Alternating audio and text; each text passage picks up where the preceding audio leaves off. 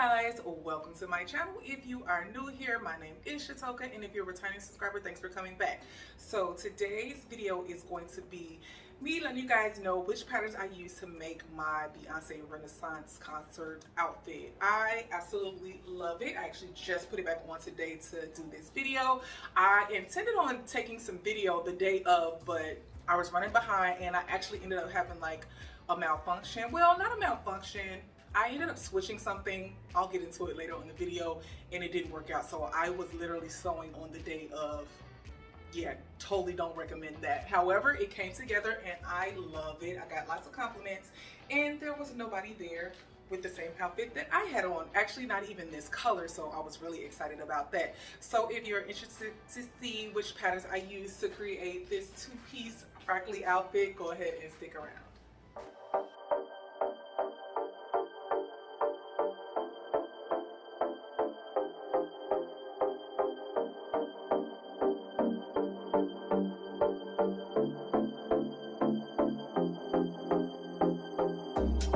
So I knew I wanted to make something that was going to be flowy so that I could wear flat sandals, because I knew I was going to be dancing all night long. I go to every Beyonce concert whenever she's on tour, the On the Run tours, the Mrs. Carter tours. For over 10 years I've been going, so I make sure that I make something that's going to look cute with flats. So I decided to make these wide leg like Palazzo pants, and I had this pattern for quite a while and I really love how they turn out. So the pants, I actually use Simplicity 8885, and it is a 2019 pattern, so I believe I did get it when it came out originally, but this was my first time actually making them, and I hadn't had the pattern cut or anything. I actually made view C. However, I ended up using the waistband for view D, and I kind of ran into a hiccup like last minute with this as well. So I knew that I wanted to make my outfit for the concert,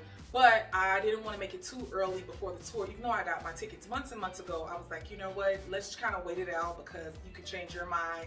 And originally I was going to do something totally different, so I'm glad that I waited and ended up doing this. So I pulled the pattern out. I ended up cutting a size 18 for the pants, and I feel like the 18 looks really good. And I ended up getting this fabric locally here in Chicago at New Rainbow Fabrics, and I loved it. I had sent my best friend a picture of like the colors that they had, and I was trying not to get like gold or silver because I had seen in other pictures from people who were going to the concert a lot of silver and gold. So I was like, you know what, I'm gonna get this like bronzy, and it's kind of like a burnt orange or like bronzy color, and I'm so glad that I got it because there was no one there with this color on, so it was a win for me. So I got this fabric. However, it is kind of see-through, so I had to wear like dark colors underneath because you can see it, and I didn't want to line it because I didn't want to be like hot. So yeah, I ended up doing view C with D waistband, and again I cut a size 18. The pattern is super easy to come together. It doesn't say it's an easy to sew or learn to sew pattern, but it is definitely a beginner pattern. There's literally only 4 pattern pieces. I ended up using, so for view C it's normally 4, 5, 6, and 7, but because I changed the waistband I only used 3 pieces, which was 4, 5, and 8. So I ended up making the pants. They came together really nicely. I did extend them about 3 inches so they can be really long on me. I didn't even hem the bottom of the pants. I made it go all the way down to the floor, and I just really felt like it wasn't necessary because I literally wanted them pants to be like dragging to the floor, so I didn't even go ahead and hem it, but I did add that 3 inches so that they can be long on me. You do need an invisible zipper for the pants, and I actually ended up with this tie like last minute. So when I ended up making the pants with the waistband, for whatever reason it didn't meet all the way. So it's supposed to actually be like a lapsed like hook and eye on the pants, but mine didn't even make it over, so I actually had to extend. I just made like a little tie to go on the end so that it wasn't showing so obviously that the waistband didn't meet on the side. However, I had made the pants like a week before the concert, and I was like, well, maybe I'll do the actual waistband of view C, which was like a facing waistband that you turn in. So I took the waistband off and I put the waistband in for view C. And I don't know why I didn't try them on, but I was like, oh, it went in fine, it looked fine just looking at it, but I didn't try them on. So the day of the concert, I'm getting ready to get dressed, and with the waistband for view C, it did not look right. I hated it. I hated how it looked. It actually made them like a more lower rise, and it was actually like shorter in the back. And I was like, oh my gosh, I was literally scrambling. So I had just decided, and I was actually gonna take like public transportation to go to the concert because that's just like the best way to get there. I literally had to take off the waistband and put in, something told me to hold on to the one that I had already that I attached the ties. I ended up having to take the waistband completely off on the day of, literally like an hour before it was supposed to be showtime, and put the original view D waistband back on the pants so it could be the high-waisted the way it was before. So basically, I learned, like, no matter what, whenever you're doing an alteration or changing something, try them on, because I would have figured that out days ago that I didn't like how the other waistband looked and avoided that. So I ended up having to catch an Uber. I'm not even gonna tell you how much that cost. Like, it was so much more when I could have just literally paid $3 to get on the train. So it was whatever. I ended up doing it. I love the pants, love how they turned out. I actually love the little tie on the side because it kind of matches the tie that's in the back of the shirt, and it all worked out. But I was frustrated. I didn't get to take any pictures or videos on the day of. Like, my hair was done. I had on different accessories. Like, I don't even know where those accessories are now. I have them, but like, I couldn't get any video the day of. So I was like, you know what, I'm gonna put it back on so I could take some pictures and videos so I can complete my reel, because I was documenting the whole time when I was making the outfit so that I can complete the reel the day of, and had no time to do any of that. So again, the pants are super simple to come together. I definitely will make them again. They look like the pattern envelope. It's just that I have like a dressier fabric. On the pattern envelope, she has like a floral fabric for the pants. It is not a knit pattern. It's actually recommended that you use your crepes, your chalets, georgettes, lightweight denim, linen types. So it is supposed to be like a flowy pair of pants. So I'm definitely gonna make another one because I love it, but I have to figure out what the issue was with why my waistband didn't go all the way to the side. And well, I've already cut the pattern because I was thinking, well, maybe I need a size 20. I'm not for sure, but I'm gonna make them again either way because I really love the wide leg palazzo pant look.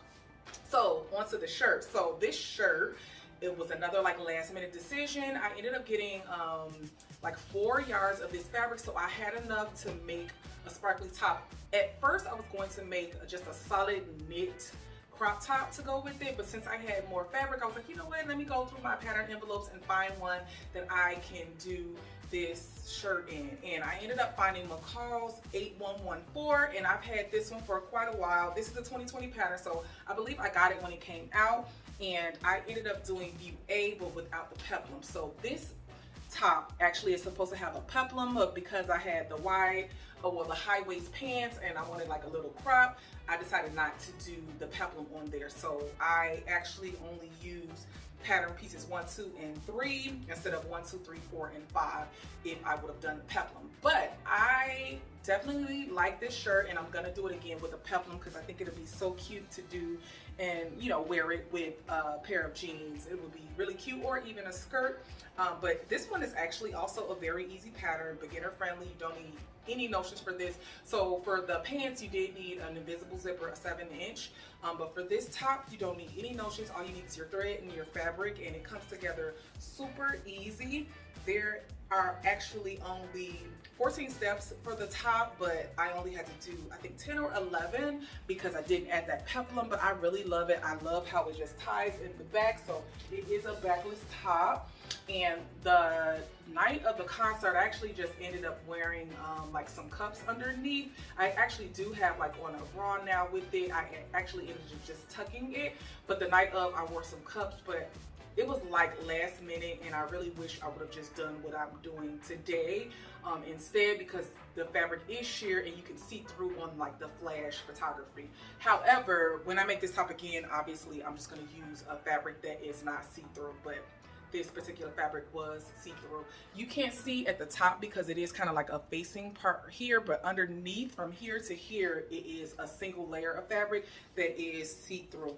This pattern also is for your woven type, so it's recommended you use charmeuse, crepe, challis, and crepe de chines. So again, definitely going to be making this pattern again, and it does look like the pattern envelope. And there are a few other views on here. The view B, which is a polka dot top she has on, I definitely want to do that one as well. But super simple, easy patterns to come together, and I was so pleased with my outfit. I'm glad I knocked it out. And again, I was the only one with this type of outfit on at the concert, but it was so fun. Also, if Beyonce hasn't come to your town and you don't have tickets, like, I would say try to go if you can, because it is such a good show. I'm actually was trying to look to see if I can go somewhere else because I want to go again.